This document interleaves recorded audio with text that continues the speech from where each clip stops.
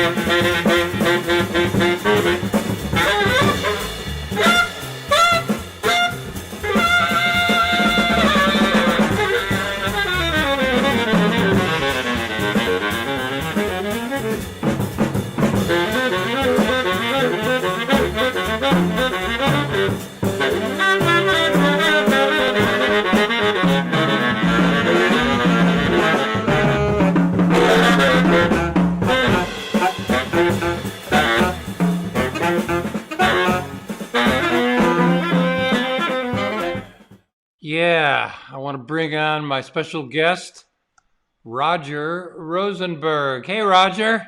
Hey, how you doing, Brett? All right, good to see your face in the place. How are things in Thank Long you. Island City?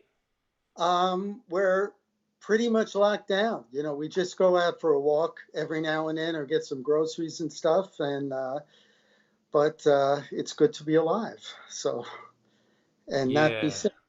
So that's a good thing. yeah, that is a good thing. Oh, Yeah. can focus here.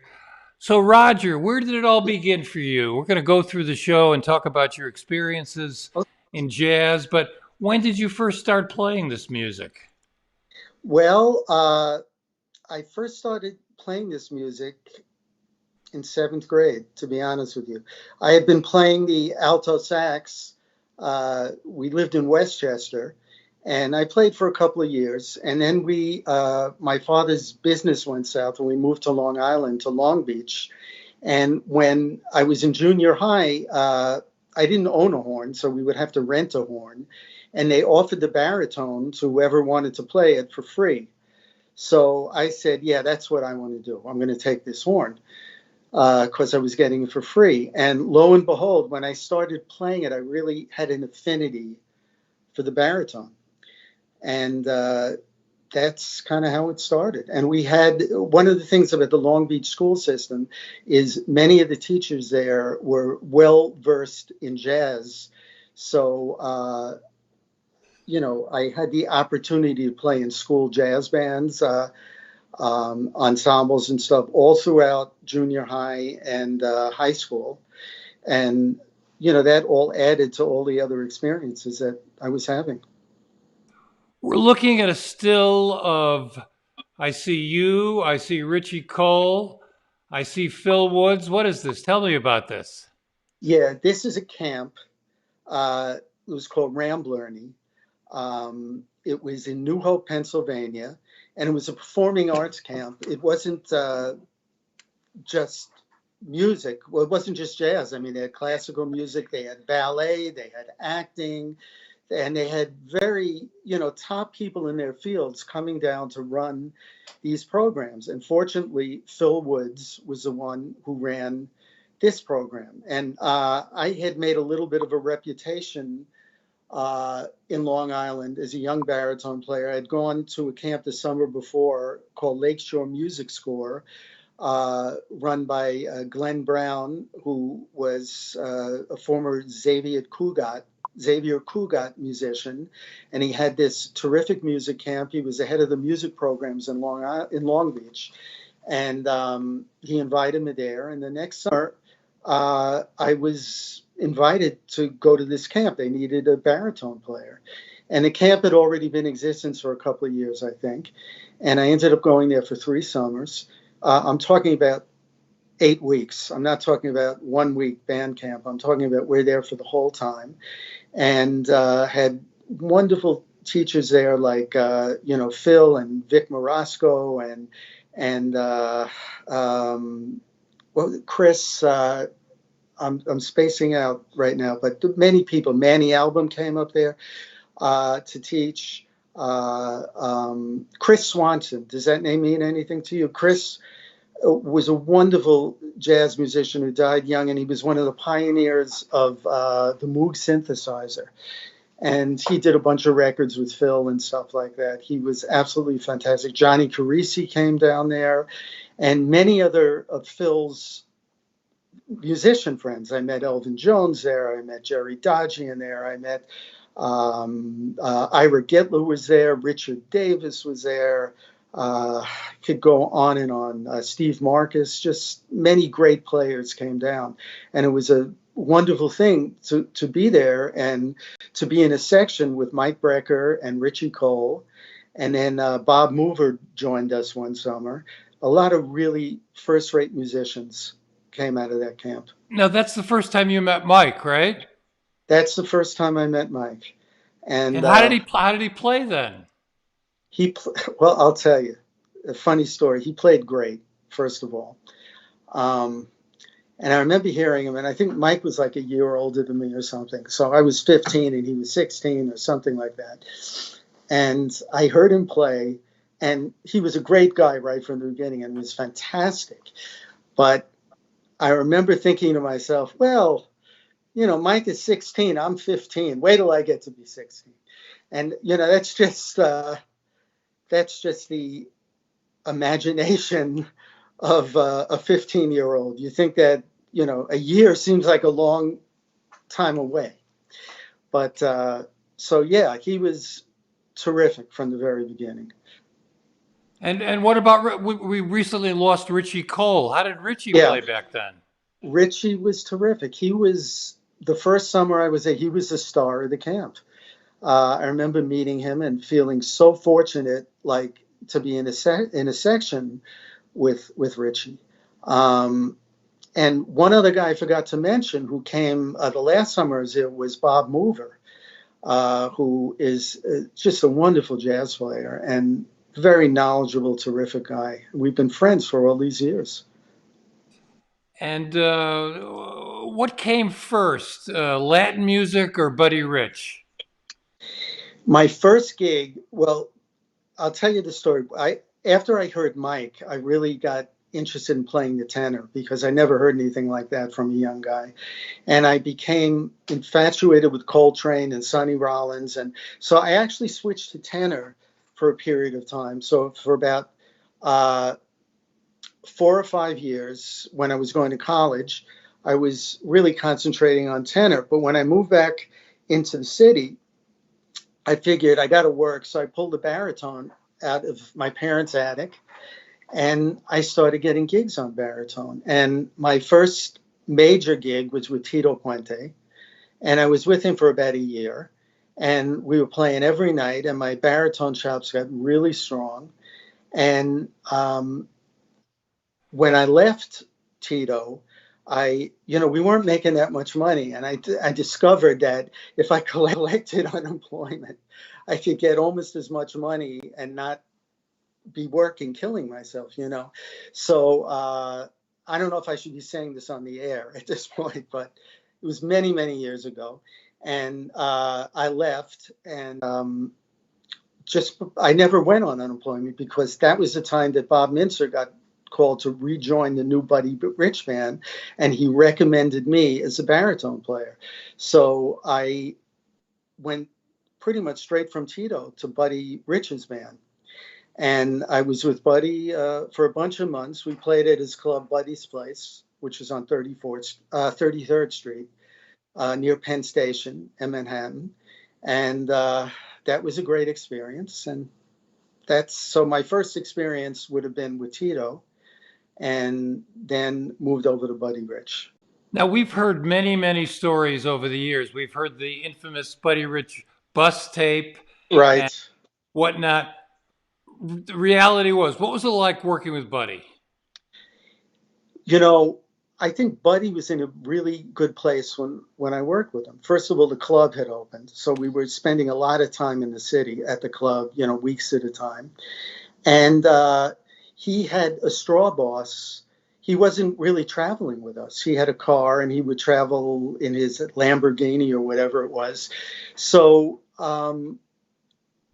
he was actually I liked him a lot, and we got along quite well.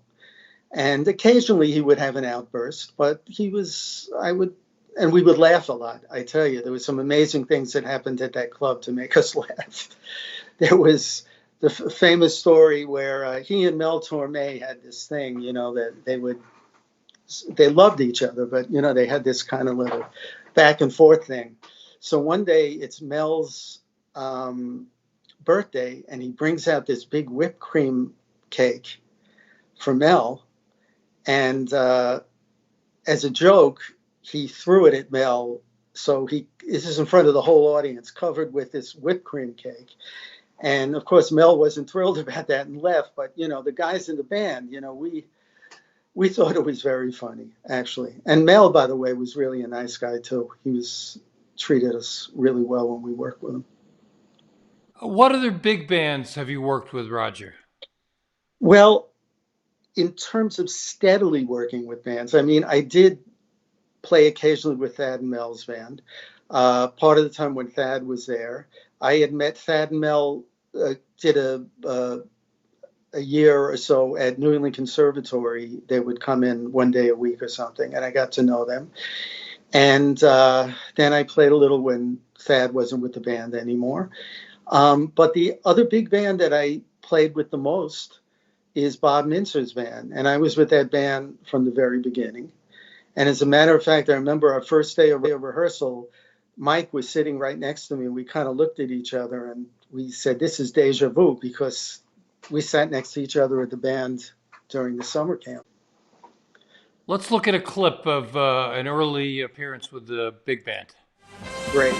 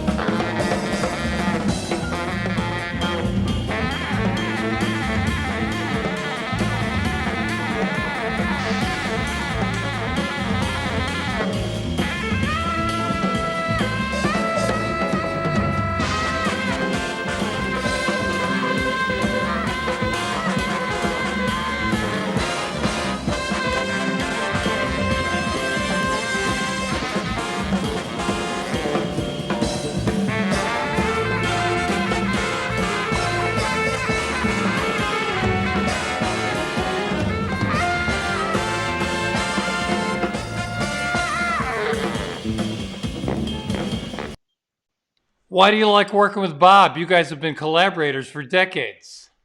We were always friends from the moment we met. And he's an amazing player who came up around the time I did too. We were all very influenced by Coltrane, but he always had his own personality in his playing, and he's a terrific arranger and composer, and he always put together fantastic bands.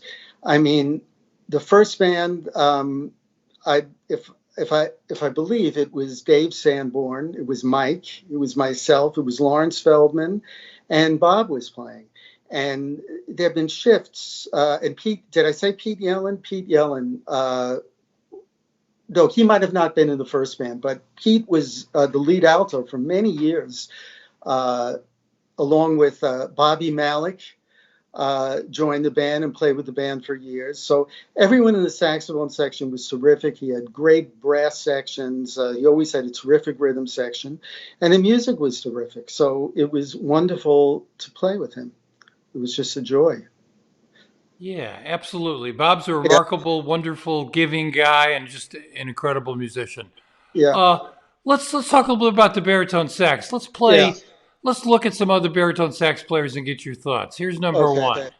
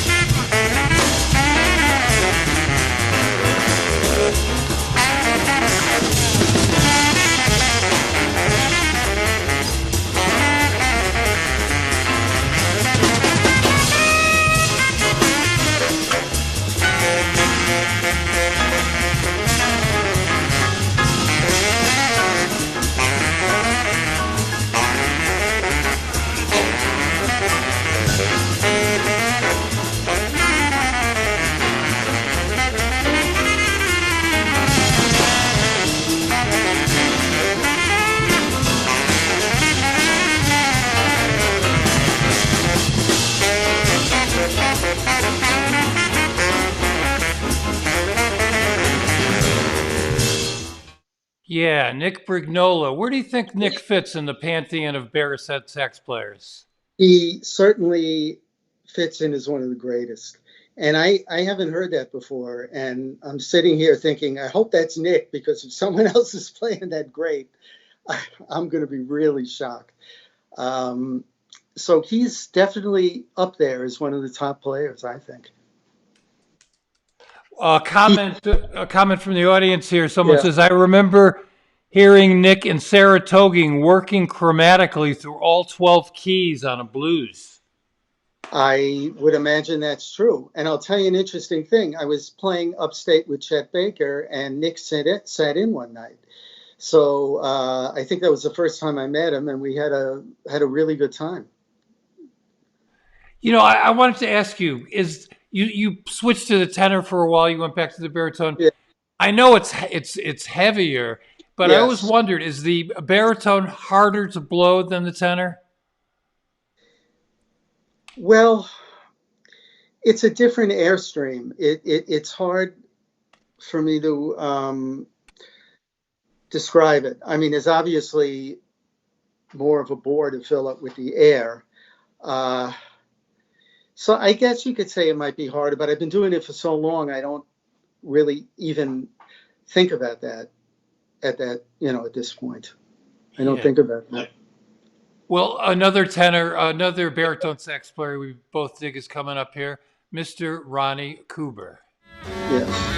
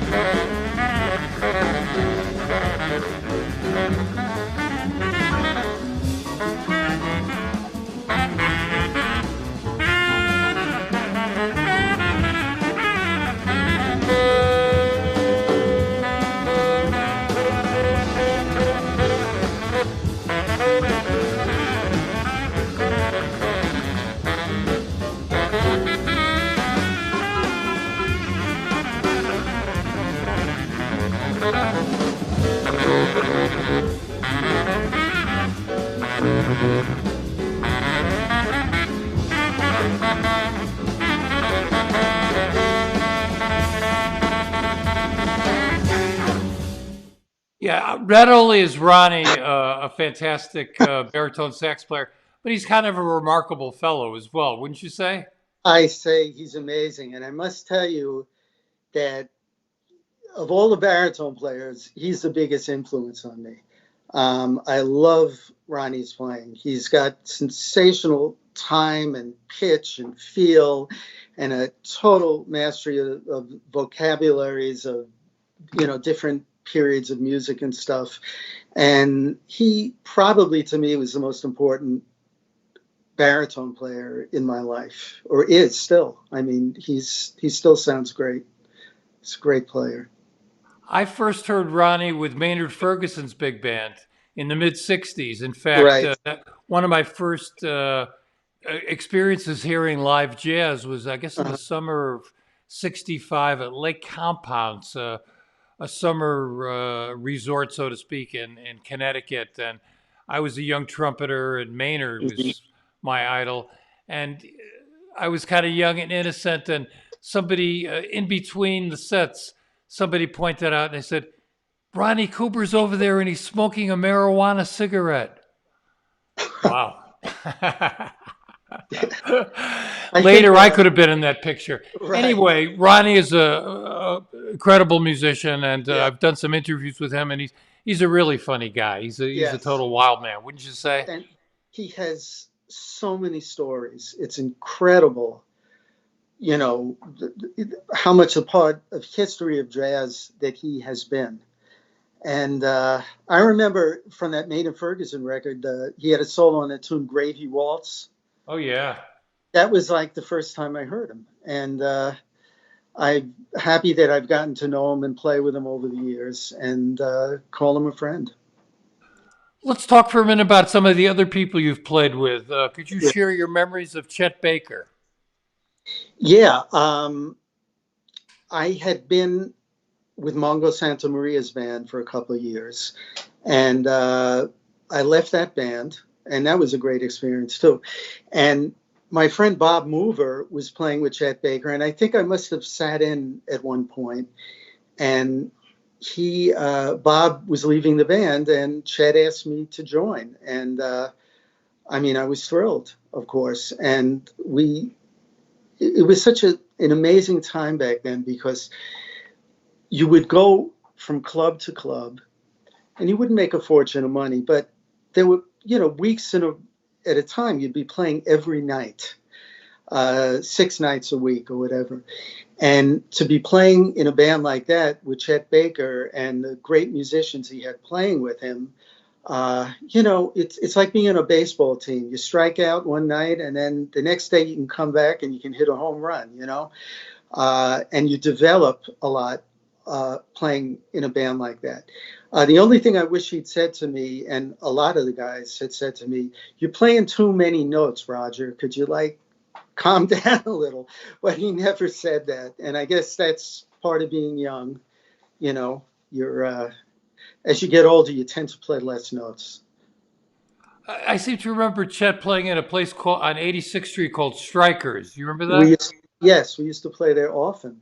And as a matter of fact, one of my most memorable Eve's gigs, New Year's Eve gigs, was with Chet, and Lee Konitz was playing.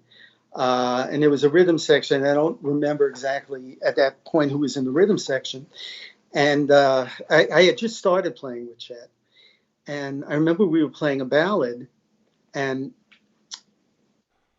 everyone was soloing, and it was my turn. And we got to the bridge, and Chet started playing behind me. And I kind of thought he wanted to take over, so I stopped playing, and we finished the set. And afterwards, he looked a little annoyed at me, and I said, "Chet, did I do something wrong?" And he said, "Well, when I start playing behind you, I want you to keep playing," which I didn't realize at that time. Of course, I never made that mistake again. And we had quite a good relationship. Very What good. shape were Chet's chops in at that point? You know, Even when his chops weren't in the greatest shape, he still really sounded good. He was just such a natural musician.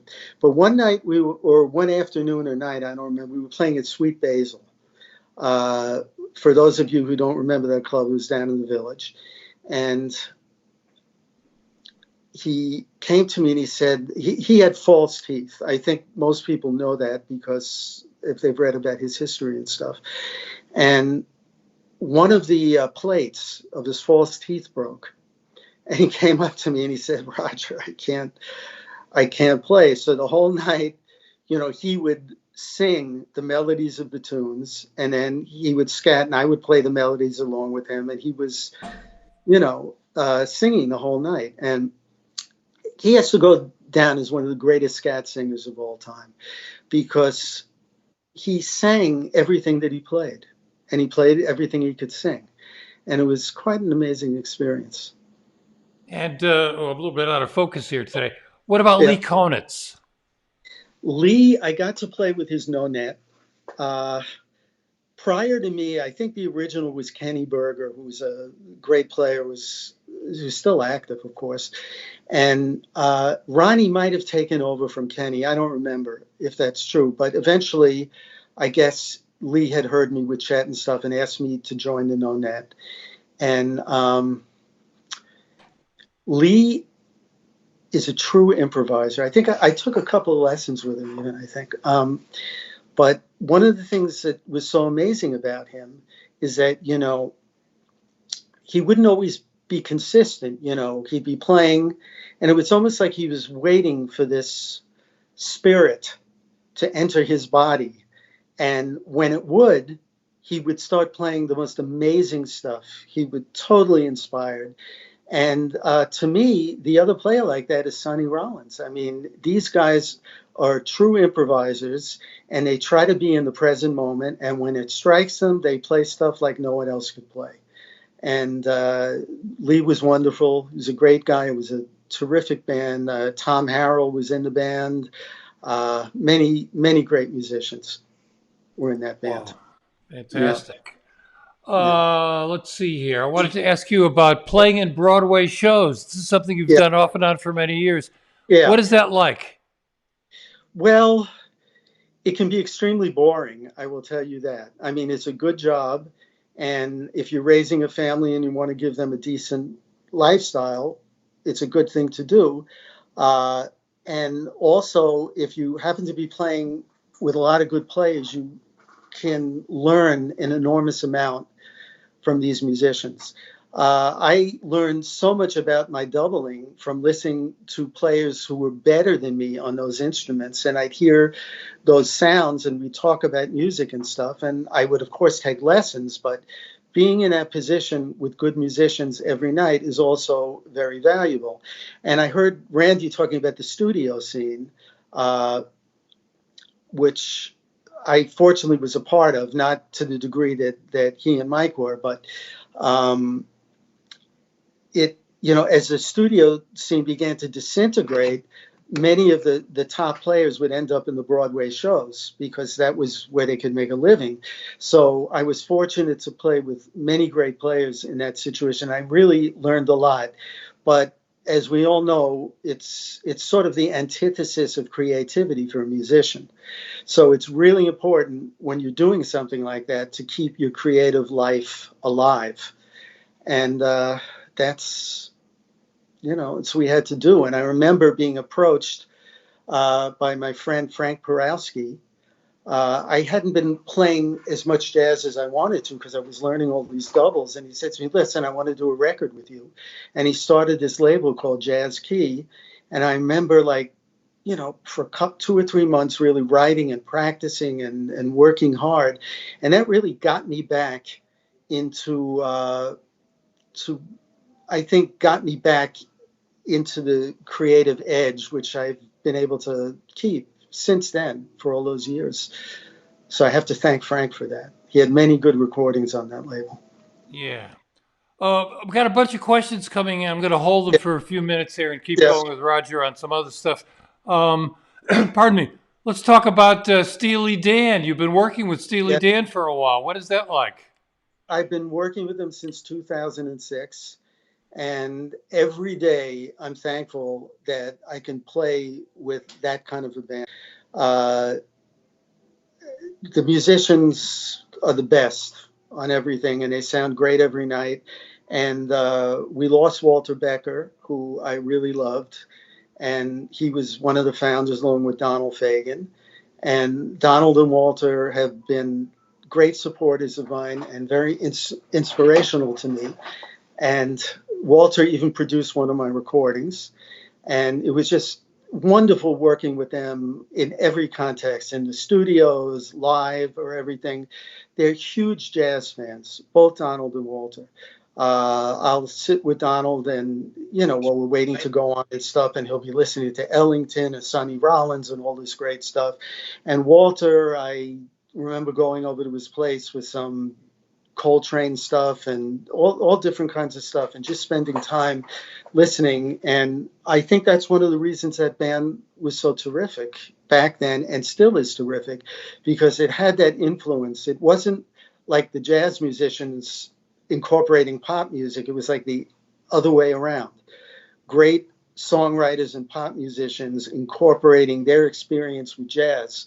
And of course, they've had many great jazz musicians on their recordings. And So it's been terrific, and I'm thankful every day, and I can't wait till we can get back out there because we have great fans, and I love playing with them all the time. Yeah, Donald Fagen's a really interesting guy. I've interviewed him. Absolutely. Let's talk a little bit about you played with one of Mike's last groups. What it was, the Dectet? What was that band? It was called the Quindectet. Tell us about that. Yeah, he had a record which I wasn't on. Unfortunately, he used someone in Europe he was collaborating with at that time. But it was a band that he put together with a string quartet with basically 3 woodwinds and French horn, trumpet, trombone, and all, like percussionists and drums and bass. It was like a unique grouping, and Gil Goldstein did all the arranging for it. And Mike and Gil asked me if I would do it. They were going to do some touring. And I must say that it was at that time of my life, which may be the most inspirational things I was ever involved in. Sitting there every night listening to Mike play. And, we weren't young. I mean, I was in my 50s, and you get a little jaded when you've been listening to stuff. And there wasn't a night or a solo at which time you didn't feel like jumping up and start screaming because of how amazing Mike would play. And so that really goes down as one of the most memorable experiences I've had playing with that band. Well, unfortunately, I don't have any video of that band, but I've got another video that Mike did before he got sick. So let's take a look at that. Right. Okay.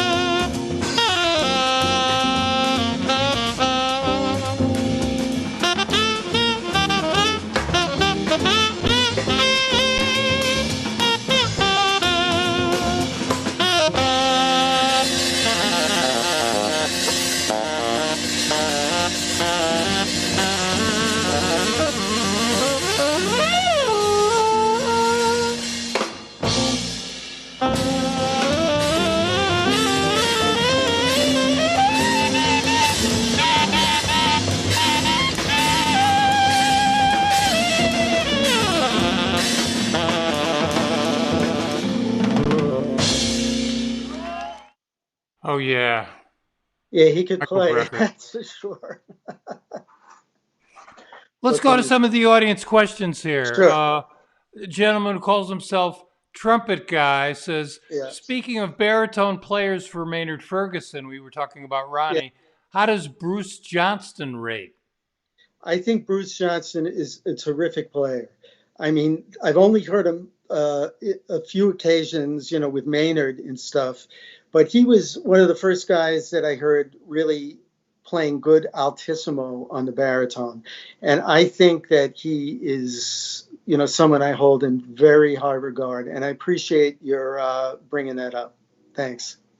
From Mick Garrison, who's here in Tucson, Arizona, a Yeah. multi-instrumentalist, he asked, why is the bari not as famous as the alto or the tenor? Well, first of all, there are probably not as many people who play the baritone as the tenor and alto. And I think, when you think of who were the real people who did the most influencing on the jazz vocabulary, there were tenor players or alto players. Hopefully, that will be something that will change in the future. But we got to get back to work, first of all, and get out there playing and developing. It is what we do.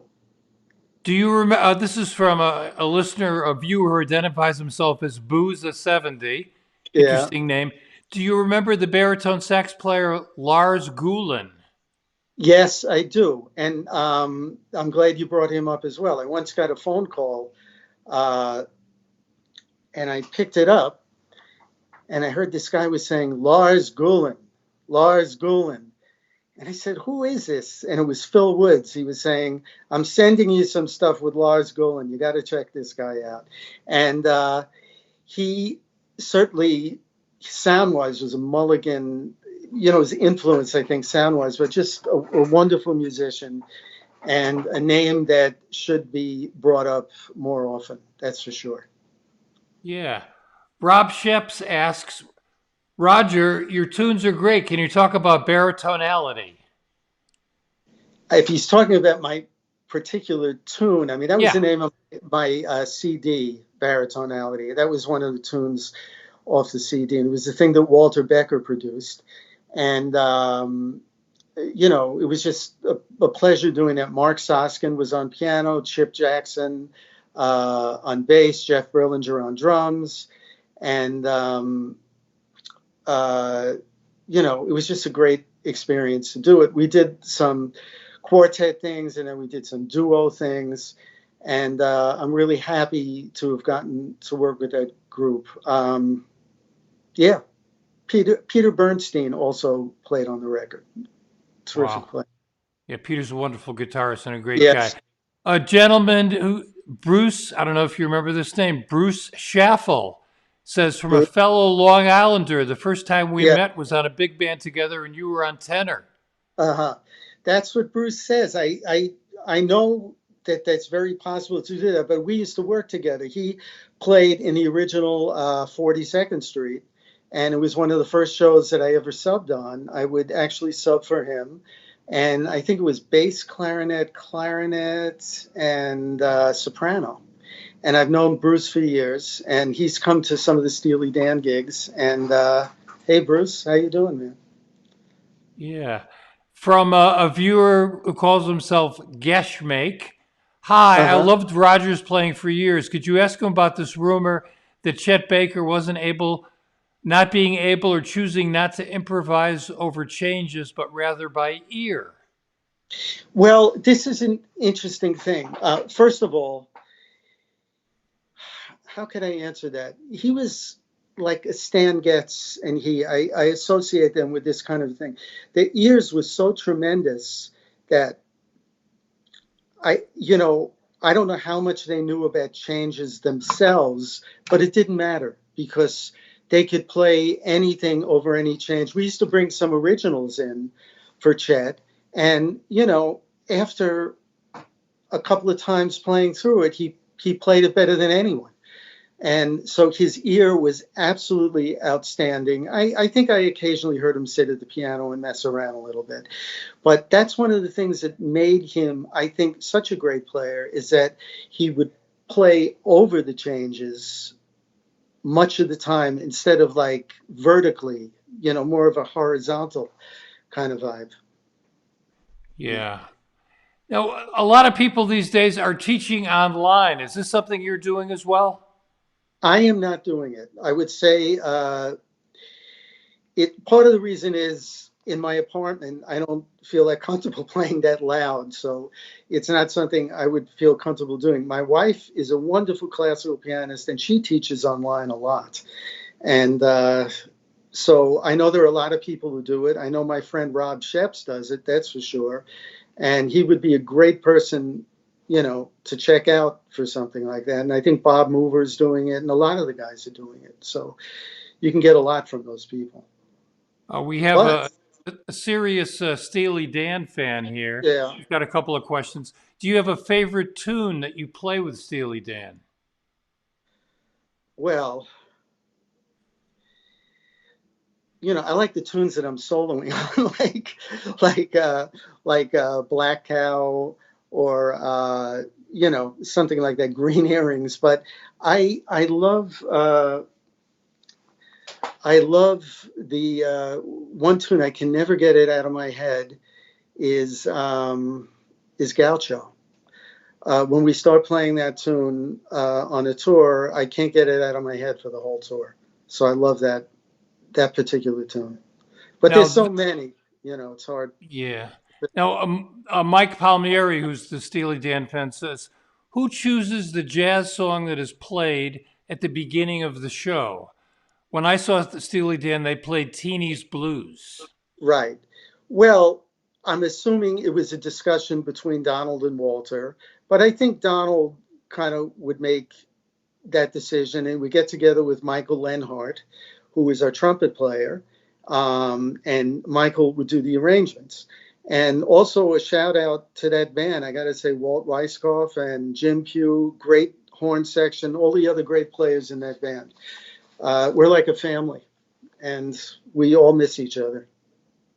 Here's a very interesting question from Jordan Lerner.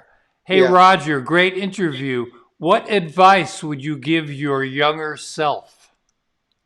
Oh, what advice would I? Now, Jordan, I will tell you, is a guy who took some lessons with me, and he's up at in Rochester, and he's quite a talented baritone player. So you can look out for him. Another one I love is Paul Nedzella, by the way, who plays with Lincoln Center. What advice would I would give is to work on your ear. That's really important. Work on like singing things, singing chords, singing progressions. Spend a lot of time at the piano, playing changes, and try to play some solos with not so many notes. Try to get some melody out of it. That's what I would say. Yeah. Well, we're coming to the end of the hour here. I want to include one more performance track, and then I'm going to come back and talk to Roger a Okay. little bit more. We'll talk about the track afterwards. Okay.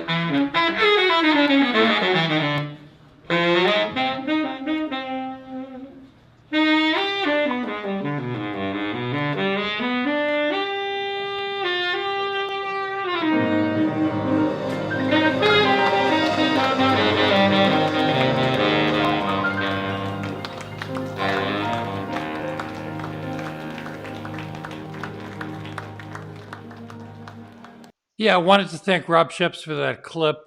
As we're going out here, I wanted to mention two people, two baritone sax legends. Of course, when I hear sophisticated lady, I immediately think of Harry Carney. Harry Carney, of course. Magnificent. That's a true pioneer on the instrument and one of my favorite players. Along with, I must say, you know, Jerry Mulligan. How can you not say Jerry Mulligan and Pepper Adams? Players that I grew up loving and feel privileged to hopefully be carrying on the tradition of the baritone in some way, because a lot of great players. Well, we've burned through an hour here with Roger Rosenberg. I'm sure we could go on a lot longer. There's all kinds of stories and other clips, but I want to thank Roger for joining me today. And tomorrow, our guest will be Winston Byrd, who's a superb trumpeter. And on Friday, Lauren Schoenberg is going to join us for a rare jazz photos treat. So thanks for coming by, everybody, on YouTube and Facebook. Roger, any closing words? Yeah, I would like to thank Brett for including me in this wonderful series with such great musicians. And I want to thank him for all the stuff that he has done for jazz, you know, all the videos and stuff. And he has a Holocaust film project that he works on. And he deserves all our support for the great work that he's doing. And I really feel privileged to have been asked to do this. And thanks. All right. Well, thank you very much, Roger. Everybody stay healthy, and we'll